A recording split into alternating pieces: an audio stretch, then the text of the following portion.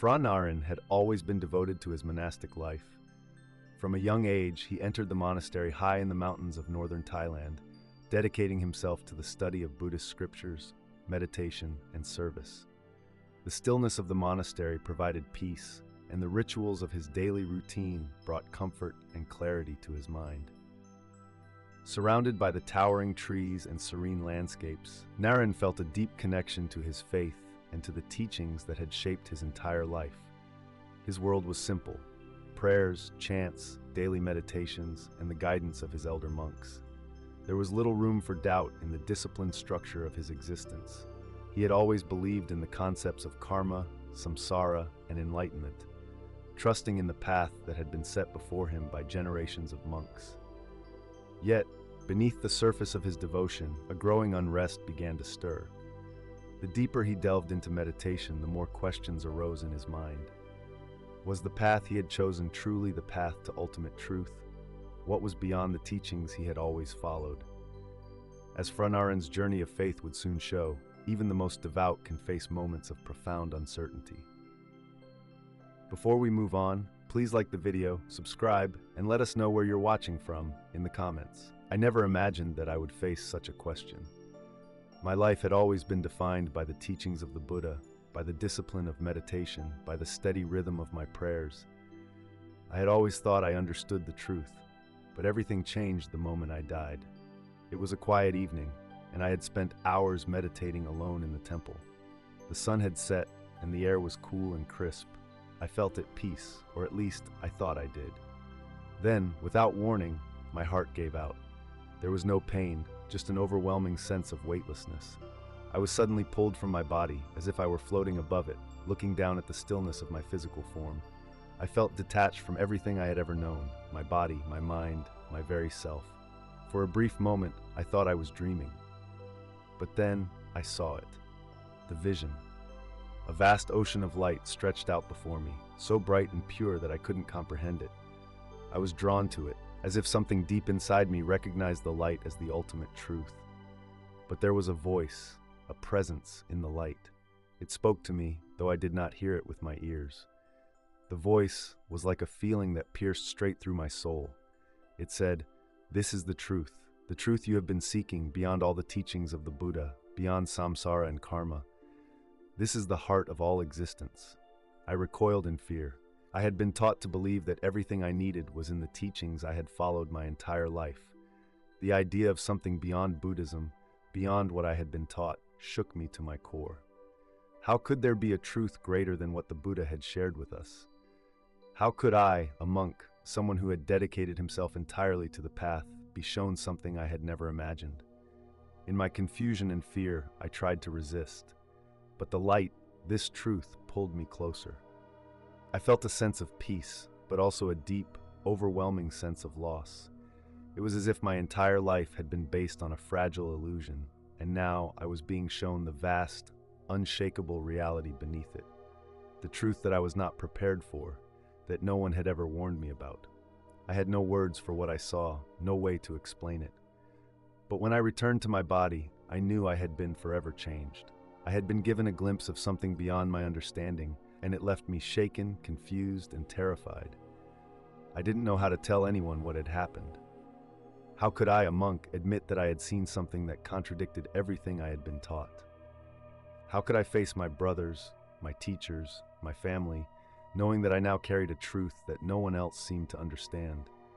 The fear lingered, but the questions stayed with me too. Could it be that I had been wrong all along? And if so, what did that mean for everything I had believed? In the days that followed, I couldn't escape the weight of what I had experienced. My mind raced, trying to make sense of it all. The peace of the monastery, which had once been my refuge, now felt suffocating. The chants, the prayers, the teachings, they no longer felt like the guiding truths they once were. I had glimpsed something greater, and it terrified me. I spent hours alone in my room, trying to meditate, but the image of the light, the voice, the overwhelming sense of something beyond Buddhism refused to leave me. I tried to dismiss it, to return to the comfort of my familiar rituals, but it was no use. The truth I had seen had cracked something deep inside me, something I couldn't fix. Phat, my closest friend in the monastery, noticed my unrest. He had always been the more questioning one, but he had never spoken out loud against the teachings. We would often talk about life, faith, and the mysteries of the universe. But now, I could see the concern in his eyes as he asked, "Narin, what is happening to you? You've been different since that night." "I don't know," I confessed, my voice barely a whisper. "I saw something that I don't know how to explain. It's beyond Buddhism, beyond anything I've ever been taught." He was silent for a long time, as if weighing his words carefully. "What do you mean beyond Buddhism? Are you saying you doubt the path?" "I don't know. I don't know what to believe anymore." My heart felt heavy as I said it, the weight of doubt crushing me from the inside out. Phat hesitated. "You know the teachings, Narin, the Four Noble Truths, the Eightfold Path. They've guided us for centuries. If you've seen something that feels different, maybe it's just your mind playing tricks. Don't let it pull you away from what you've dedicated your life to." But his words didn't comfort me. If anything, they made me feel more alone. How could I explain to him that I wasn't just questioning my faith, but the very essence of existence? I had seen something more profound and more unsettling than anything the Buddha had ever taught. I tried to discuss my experience with Father Samchai, my spiritual father, but he only dismissed it. "You must have had a vision," he said, shaking his head. "It's natural for the mind to wander when it is not focused. Return to your meditation and you will find peace again." But I could not return. I could not forget the truth I had glimpsed, nor could I pretend that it hadn't fundamentally changed me. I felt as if I was walking a tightrope, torn between my faith and the undeniable truth that had shattered it. The more I tried to meditate, the more confused I became. The peace I had once felt in these rituals now seemed hollow. Everywhere I looked, the world felt different. I felt like a stranger in my own life. And yet, I couldn't bring myself to share this burden with my mother, Siriwan. She had always supported me, but how could I explain this to her? How could I tell her that the path she had prayed for me to follow was no longer enough? I was afraid that if I told her, I would lose her support, just as I felt I was losing everything else. I didn't know what to do with these feelings. The more I questioned, the more isolated I became. It seemed that I was caught between two worlds, the world I had known and the world I had seen, a truth that challenged everything I had believed. I could no longer pretend that everything was fine. The weight of my doubt grew heavier with each passing day, and the restlessness in my heart refused to be quieted. I needed answers, something more than what the monastery or my teachings could give me. I decided to go on a solitary retreat in the deep forest, away from the distractions of the monastery and the expectations of my family and fellow monks. I hoped that in the isolation I would find clarity, or at the very least some peace. The retreat was meant to be a time of contemplation and prayer, but instead, it became the most disorienting experience of my life. For days I meditated under the trees, trying to reconnect with the rhythm of my faith, but nothing seemed to work. The visions, the overwhelming presence of light, were still there, lurking beneath the surface. I was tormented by a truth that I could neither embrace nor escape. On the fifth day, something happened, something I did not expect. I was sitting by a stream, deep in meditation, when I suddenly felt a pull, a strange sensation that seemed to come from the earth itself. The air around me grew dense, and I felt as if the very ground I sat on was vibrating with energy. My surroundings faded, and I found myself in the same place I had been during my near-death experience, before the light. But this time, the light was not the peaceful, all-encompassing force it had been before. This time, the voice was more insistent, more commanding. It spoke to me again, but this time the words were not gentle. "You have seen only a glimpse. There is more to uncover. Do not turn away." I was filled with a sense of urgency, but also a deep, gnawing fear. I had been shown something that didn't belong in the world I had known. But now, the truth was demanding to be fully revealed, and I felt powerless to resist. The light pulled me deeper, and I saw it, what I can only describe as a vision of the Buddha himself, but not the way I had always envisioned him. The image before me was not the serene, calm figure I had learned about in scripture. It was a figure of immense power, surrounded by a radiant, overwhelming energy that felt like both destruction and creation. I understood then what I had seen before.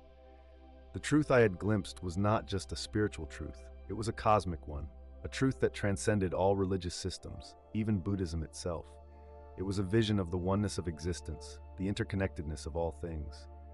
The Buddha, the teachings, the monastery, the very fabric of my life. They were all part of this greater reality, but they were not the full truth.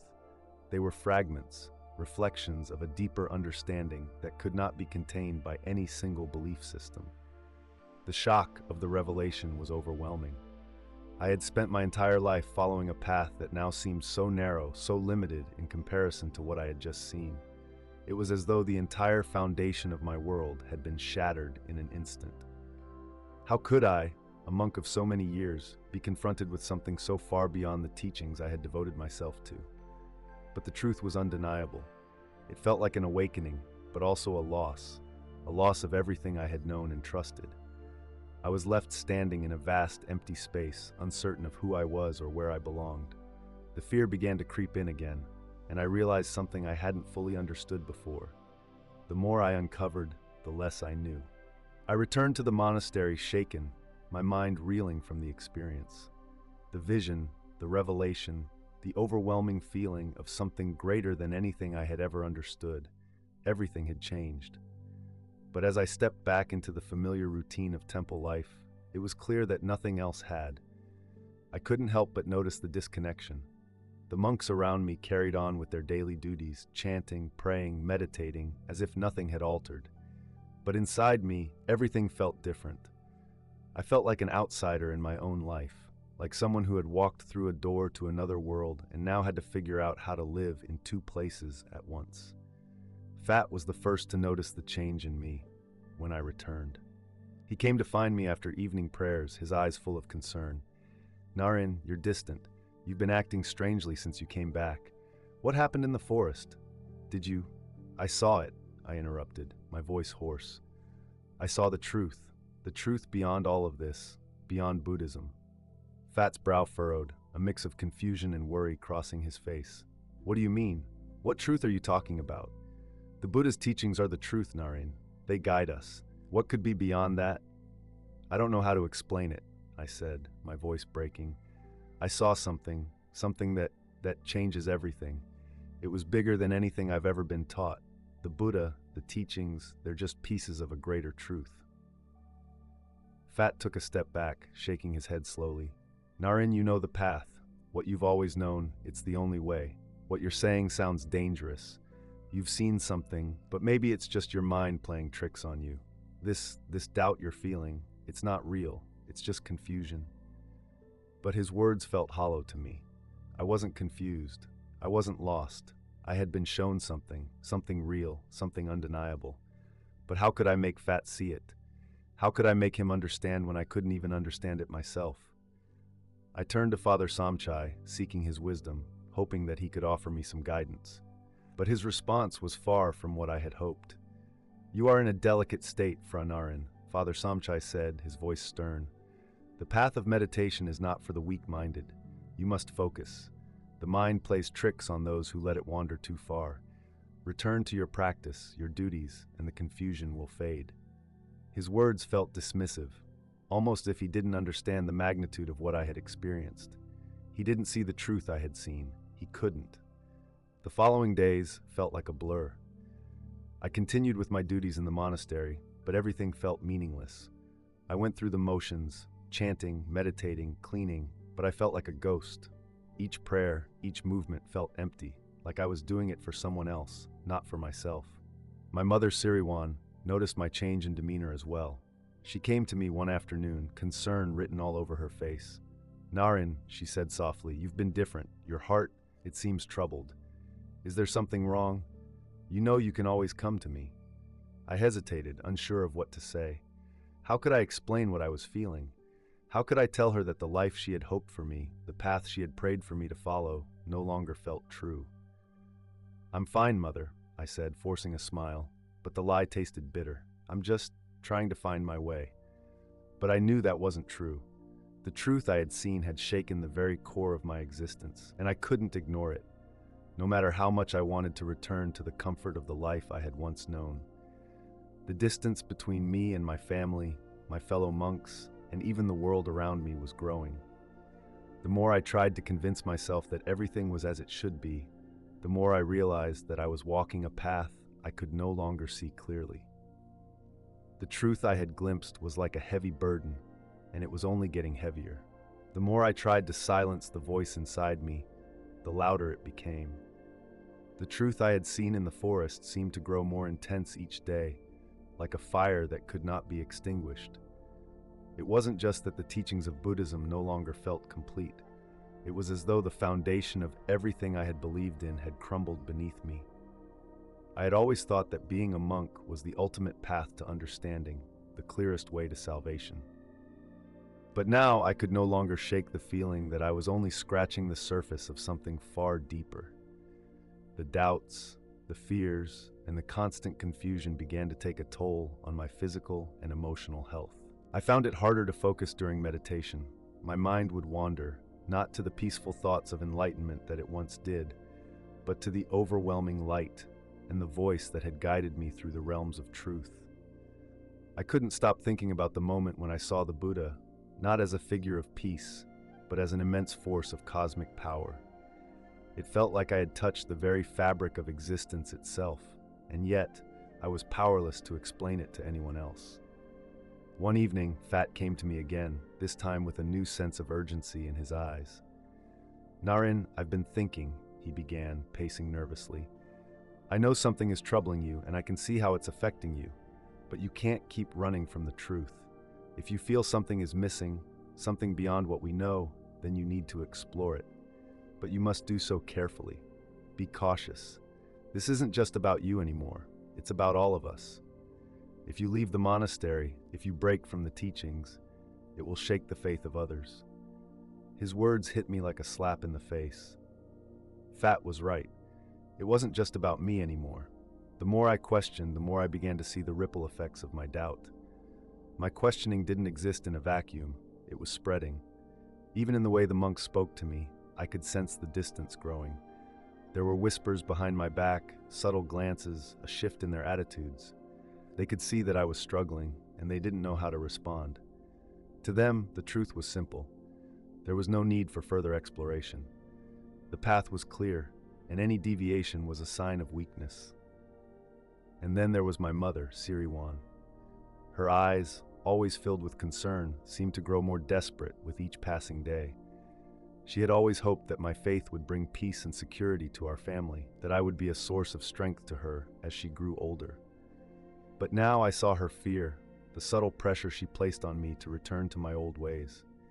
"Narin, you have been a monk for so long," she said one evening, her voice trembling.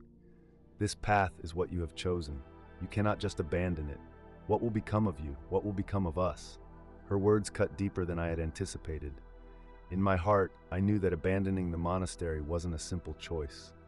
It wasn't just a matter of my own spiritual journey. It felt as if I were abandoning my family, my entire way of life. To leave would mean breaking from everything I had ever known, and that realization terrified me. But even more frightening was the thought that I might stay and continue pretending, continue to wear the robes, say the chants, go through the motions, while the truth inside me continued to burn, unacknowledged and unfulfilled. Could I really live that way? The internal conflict was tearing me apart. Each night, I would lie awake, wrestling with these feelings. The deeper I explored the mysteries of existence, the more I found myself at a crossroads. It felt as if I were standing on the edge of a precipice, unable to see what lay beyond, but knowing that if I took one step forward, there would be no going back. I couldn't ignore the turmoil any longer. Every prayer, every moment of reflection, felt like a hollow ritual, a mere distraction from the gnawing truth that refused to leave me. The peace I once found in my solitude, in the quiet rhythm of monastic life, was now a heavy weight around my heart. The deeper I delved into my doubts, the more isolated I became. My body carried on as usual, but my soul was restless, torn between the comfort of what I knew and the terrifying unknown that had been revealed to me. The struggle intensified when Phat approached me once more, his voice firm but compassionate. Narin, you've been shutting everyone out, he said. You're not yourself anymore. We need to talk, really talk. I can't stand seeing you like this.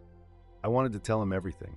I wanted to pour out all the confusion, all the pain, all the fear that had gripped me since that vision in the forest. But how could I explain it to him? How could I make him understand when I barely understood it myself? Phat, I can't keep pretending that everything is okay.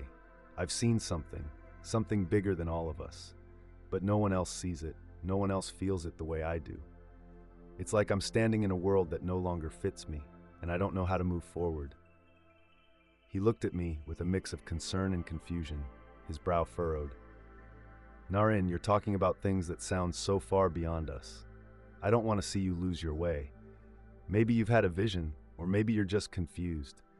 But I don't think abandoning everything we've worked for will bring you peace. His words stung. They were the words I had been afraid to hear, the same words that echoed in my own mind whenever I thought about leaving the monastery. How could I walk away from everything? The years I had spent in devotion, the vows I had made, the community that had been my family. The thought of abandoning it all felt like I would be losing part of myself, even though the path no longer felt true. But then there was the crushing loneliness that I couldn't deny. The more I tried to explain what I was going through, the more distant my friends, my fellow monks, became. The simple, unwavering faith that they had in their beliefs only seemed to highlight the gap between us. It was as if they had found their peace in unquestioning devotion, while I had been given a glimpse of something far more complex and, frankly, terrifying. It was during one of these moments of despair that my mother came to visit me at the temple. The moment I saw her, I could tell something was wrong. Her face was drawn, her eyes tired, but there was also an unspoken understanding in her gaze. She didn't ask how I was, didn't probe into my state of mind. She simply sat with me in silence. After a long pause, she finally spoke, her voice breaking.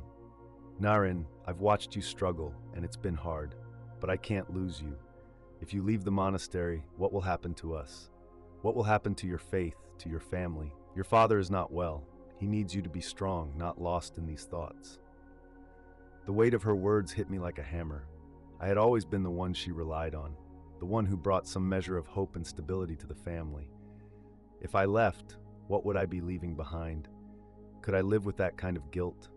But the truth remained, unyielding and powerful. It was as if every relationship, every attachment was now under the shadow of this revelation. My mother's love, Phat's concern, even the vows I had taken, they all seemed to pale in comparison to the overwhelming sense of something greater, something beyond the confines of any one belief system. The emotional toll was unbearable. On one hand, I was tethered to the life I knew, to my family and my community. On the other, I was being drawn into a truth that was pulling me away from everything I had ever known. The internal conflict consumed me. Each decision felt like it would tear apart a part of my soul, no matter which path I chose. I didn't know how much longer I could continue living like this. Every interaction, every word spoken, felt like it was part of a delicate thread, threatening to snap under the pressure. I was caught between the familiar, safe world I had built and the terrifying unknown that beckoned me toward something greater. The more I tried to ignore the pull of the truth I had seen, the stronger it became. It was as if I had opened a door that I could never close again. At night, I would often lie awake, my mind consumed by the visions, by the vastness of what I had witnessed. It felt like the very fabric of reality had shifted beneath me, and no matter how hard I tried to grasp onto the life I had known, it kept slipping away. One evening, while I was meditating in the temple's prayer hall, a sudden gust of wind blew through the open windows, carrying with it the faint sound of chanting. The sound was distant, as if coming from a far-off place, but the resonance of it felt familiar, even though I couldn't quite place where it was coming from. I sat in silence, trying to focus, but the chanting grew louder. My heart raced as I realized that it wasn't just a sound, it felt like a call. A call to something far beyond the monastery, beyond the walls of Buddhism. My body trembled, but I remained still, my mind desperately trying to make sense of the sensation. It wasn't a coincidence. I could feel it deep inside, as if something was reaching out to me, drawing me closer. The next day, I took a walk outside the temple grounds. The day was unusually quiet, the air thick with anticipation. As I passed the sacred tree in the monastery courtyard, a strange feeling washed over me. The air seemed charged, as if the very atmosphere held secrets waiting to be uncovered. I sat beneath the tree, trying to quiet my thoughts, when something unusual happened. The world around me seemed to blur, and for a brief moment, I saw a figure standing before me. It was neither human nor divine, but something in between, a shadow that was more real than anything I had ever seen. I blinked, and the figure was gone. I felt my pulse quicken. Was I imagining things? Had the strain of my internal conflict finally caught up with me? Or was something else happening? Something beyond my understanding? I could no longer deny that the strange, powerful sense of presence I had experienced in the forest was not a one-time event. It was as if the universe itself was trying to communicate with me, and I was powerless to resist. But what did it mean? What was I supposed to do with this knowledge, this feeling, this undeniable truth that was growing within me? The vision, the mysterious figure, the chanting, I couldn't shake the sense that I was being led somewhere. But where and why? As I stood up, shaken by the encounter, I noticed something else. A small stone, half buried beneath the roots of the sacred tree, glinted in the sunlight. I bent down to examine it, feeling an inexplicable urge to pick it up. As my fingers brushed against it, a jolt of energy coursed through me. I gasped, dropping the stone, my mind swirling with confusion. What was happening to me? I could no longer ignore the signs. There was a force guiding me, pushing me in a direction I was afraid to go.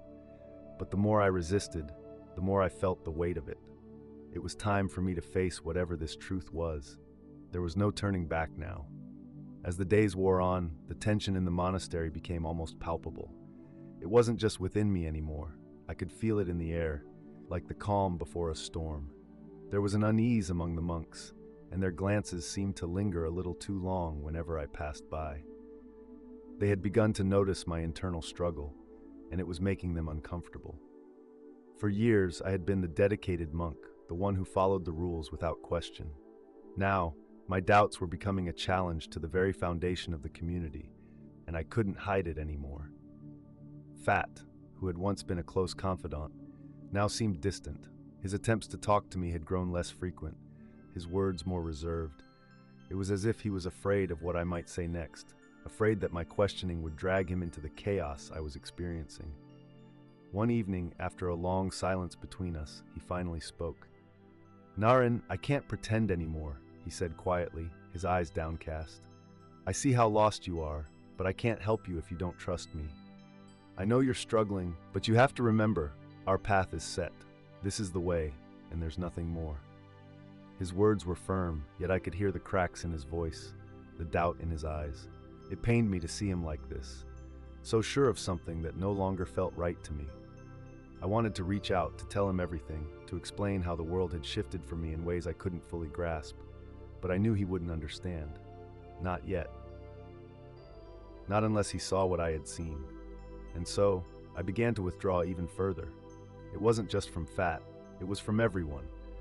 The other monks who had once been my brothers in faith now felt like strangers. I couldn't shake the feeling that they were watching me with judgment, whispering about me behind closed doors. It was as if my inner turmoil had become a threat to the very unity of the monastery. The more I tried to search for answers, the more I alienated myself from the people I had once called family. But it wasn't just the monks who were affected by my doubts. It was my family too. Siriwan, my mother, continued to visit the temple regularly, each time looking more worried, more desperate. She could see the change in me, even if she couldn't fully understand it. Each visit became harder for both of us. She would sit with me, her eyes searching my face, trying to find the sun she once knew. But the truth was that sun was slipping away. "I'm afraid, Narin," she said one evening, her voice trembling with emotion. "I've seen you struggle with this, and I don't know what to do. I want to believe that you'll come back to us, to the faith, but I can't stand watching you lose yourself." Her words pierced my heart, and I found myself unable to answer. How could I explain to her that I wasn't losing myself, but finding something I had never known existed? How could I make her understand that the path I was on was leading me somewhere I could not turn away from? But my doubts were not the only source of conflict in my life. As I grew more distant, I noticed other monks beginning to question my commitment. They had always respected me for my discipline, my devotion to the teachings of the Buddha. But now, my internal conflict was seen as a sign of weakness, of doubt creeping in where faith should reign. There was a growing tension between the monks and me, one that I couldn't escape. It wasn't just about me anymore. My doubts had become a challenge to the very foundation of everything we had built together. The realization hit me like a weight. If I couldn't find peace within myself, if I couldn't reconcile these conflicting truths, I would be forced to make a choice. I couldn't continue to live in the monastery like this, trapped between two worlds, torn between the teachings I had sworn to uphold and the new understanding that was unfolding before me. But leaving would mean not just abandoning my vows, but abandoning everything I had ever known.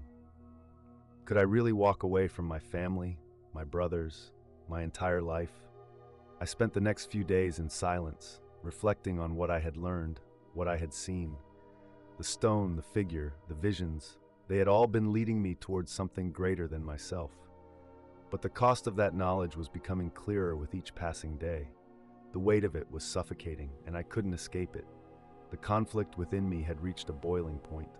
Every part of my life was being pulled in two opposing directions, each tugging at my heart, my mind, my very soul.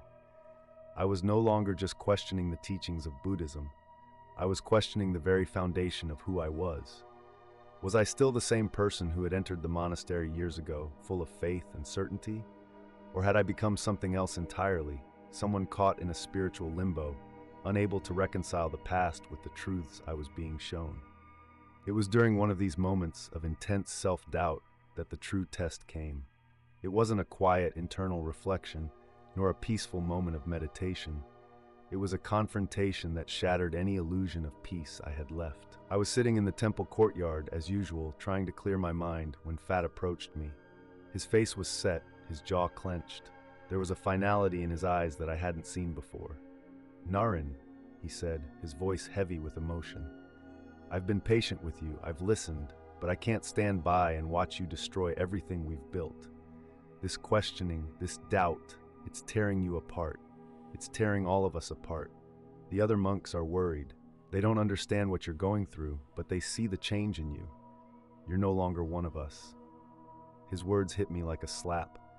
I had known this moment was coming, but hearing it from Phat, someone I had respected and confided in for so long, made it feel real. It wasn't just my internal conflict anymore. It was spilling out, affecting those around me. I felt a pang of guilt.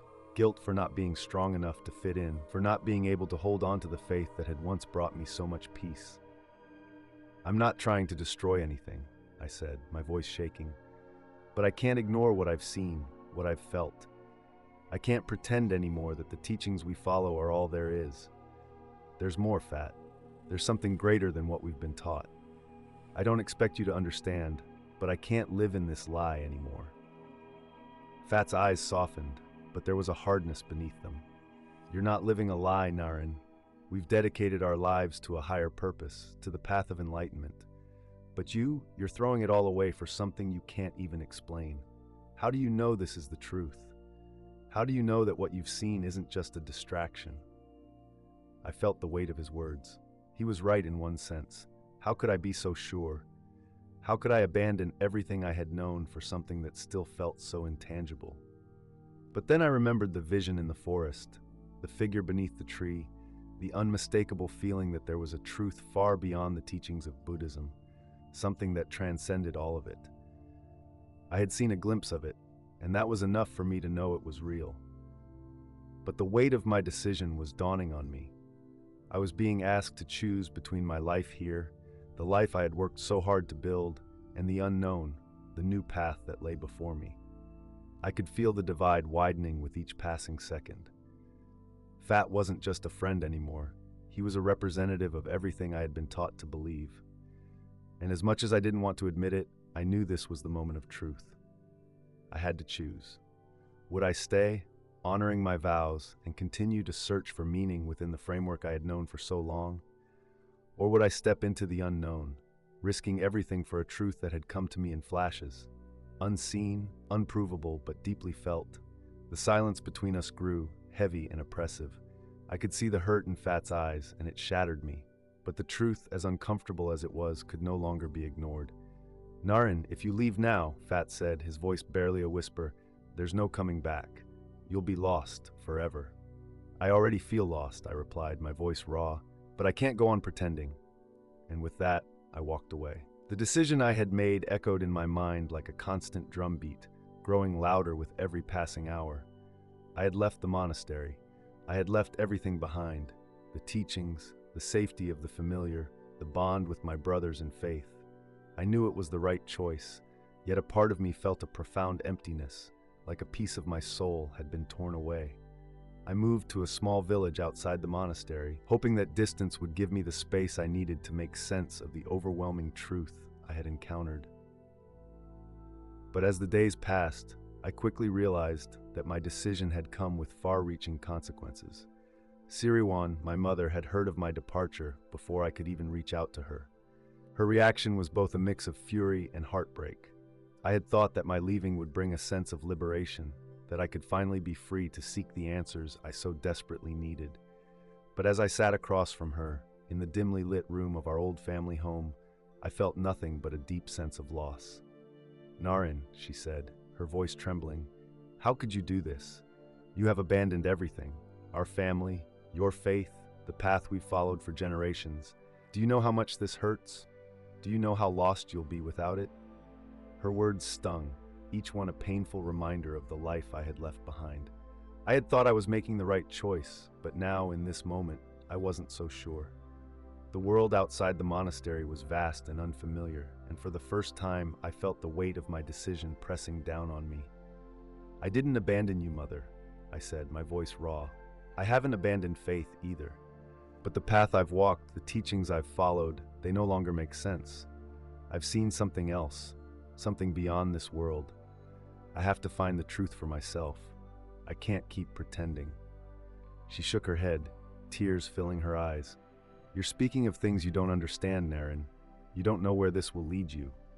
What will become of you? What will happen to your soul?"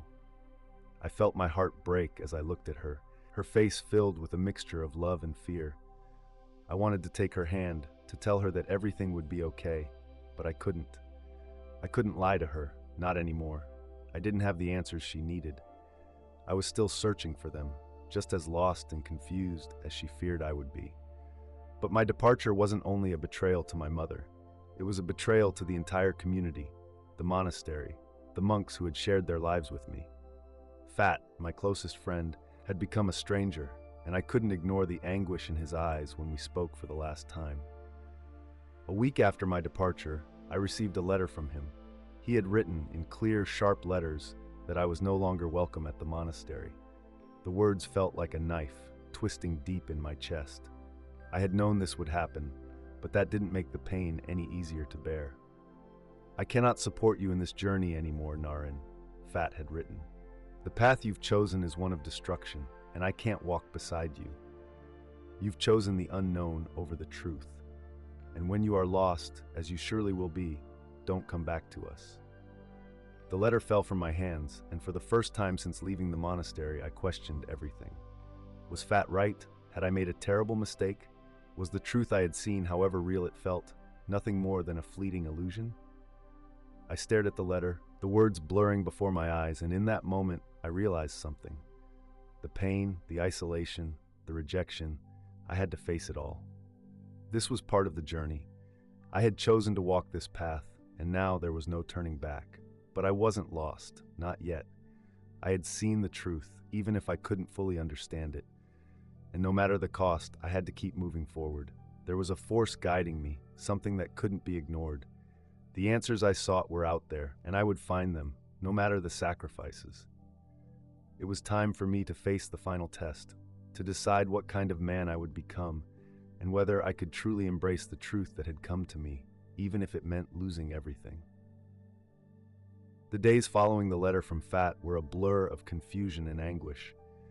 It felt as though the very earth beneath me was shifting, pulling me further from everything I had once known. Each day I woke up with a sense of foreboding, unsure of what would come next, but knowing with certainty that I couldn't turn back. The isolation was consuming. I had left the monastery. I had abandoned my family's hopes for me, and now it seemed like the whole world had turned its back on me. There was no place for me in either the old world I had known or the new one I was attempting to discover. I had never felt so alone. But in that solitude, I began to experience something else. A quiet voice, soft and persistent, began to speak within me. It wasn't the nagging voice of doubt that had plagued me in the past. No, this was different. This voice felt as if it were coming from a deeper place, a place of peace that transcended everything I had known. I couldn't explain it, but I knew that this voice was guiding me. It wasn't coming from my thoughts, nor from the teachings of Buddhism, but it was something beyond, something rooted in truth. One evening, I found myself walking along a small stream near the village where I had been staying. The sun was setting, casting a soft golden light over the water, and for the first time in days, I felt calm. The weight of the decisions I had made still hung over me, but in this quiet moment, I felt a sense of peace. I sat on a rock near the water's edge and closed my eyes, hoping for clarity. That's when it happened. In the stillness, the vision returned. It wasn't the same as before. It was more vivid, more alive. I saw the figure beneath the tree again, but this time I was closer.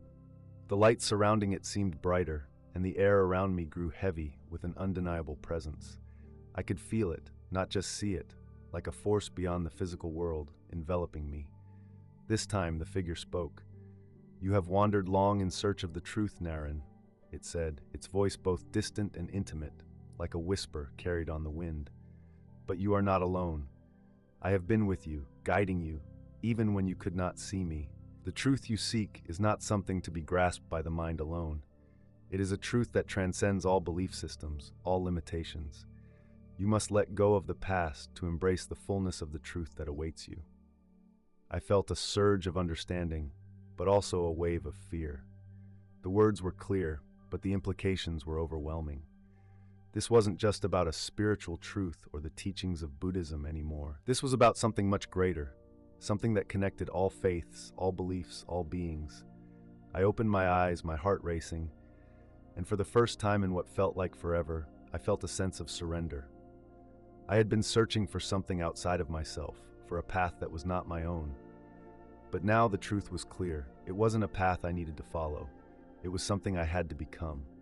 Something within me, a deep knowing that had always been there, waiting to emerge. As I sat by the stream, the weight of my previous decisions began to lift. The isolation, the pain, the rejection, all of it faded into the background. I could no longer see my life as a series of mistakes or failures. I could see it as a journey that had led me exactly where I needed to be. The figure in the vision spoke once more, as if reading my heart. "You are ready now, Narin. You have faced the hardest part of your journey. The truth is within you. Embrace it, and you will find peace." I could feel tears streaming down my face, not of sorrow, but of release. The fear, the doubt, the burden of rejection, it all washed away in that moment of clarity. I was no longer lost. I was found. I understood now that the truth I had sought wasn't something external to be discovered. It was something internal to be realized.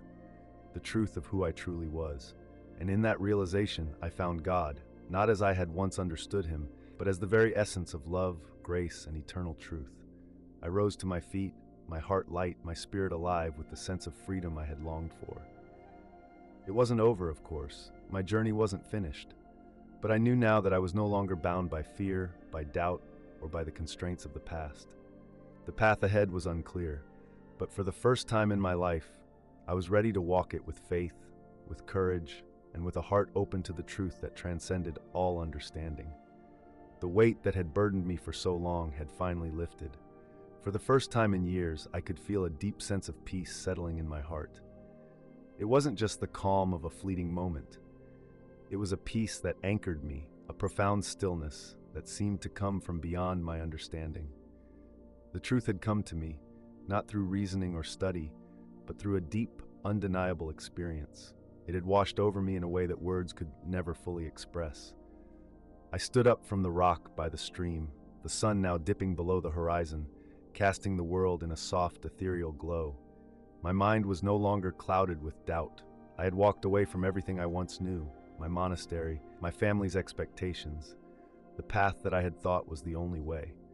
And yet, in that very act of leaving, I had discovered the truth that had always been with me.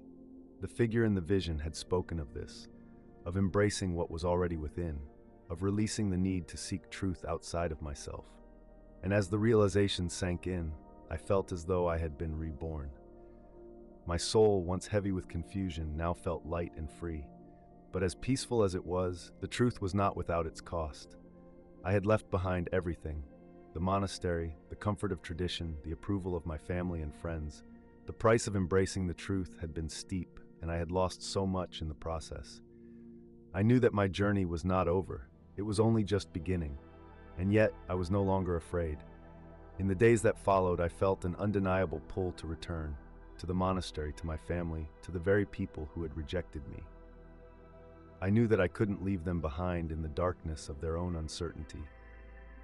The truth that had awakened within me was not just for my own peace. It was meant to be shared. I understood now that true enlightenment, true salvation, was not a solitary pursuit. It was meant to be shared with others, with those still trapped in confusion, those still searching for meaning. I made my way back to the monastery, unsure of what I would find. Would they accept me back, or would I be cast out once more? But as I arrived at the gates, something inside me knew this was my path now. I wasn't going back to the life I had known. I was going back to bring the light I had found to those still lost in the shadows. The monks, including Phat, were gathered in the courtyard. I could see the uncertainty in their eyes, the judgment in their posture. They were waiting for me to speak, to explain myself, but I didn't need to say anything. The peace in my heart spoke louder than any words ever could. I walked toward them, my steps steady and confident. And then, as if guided by something beyond my control, I fell to my knees before them. I don't have all the answers, I said, my voice trembling but strong. But I know one thing now, that the truth we seek is not a matter of following rules or traditions or beliefs. It is found in love. It is found in grace. It is found in surrendering ourselves to something greater than ourselves. Phat stepped forward, his face a mixture of confusion and sorrow. Narin, you've changed. You're not the same person who left. What has happened to you? I looked up at him, tears welling in my eyes, but there was no sorrow in them, only love. I've found what I've been searching for, Phat, and I want you to find it too. I want all of you to find it. The monk stood in silence, and in that moment, I felt something I had never expected, the stirrings of something beautiful. They didn't reject me outright. They didn't push me away. There was a softness in their eyes, a hesitation, as if they were beginning to understand what I had come to know. I rose to my feet and spoke again, my voice clear. The path to salvation isn't through beliefs. It isn't through rituals. It's through a relationship with the divine, something that transcends everything we've been taught. I've seen it, I've felt it, and I'm here to show you the way. The silence that followed wasn't uncomfortable. It was full of possibility. I had come to realize that my journey was no longer just about me. It was about those I had left behind and those who were still in the darkness.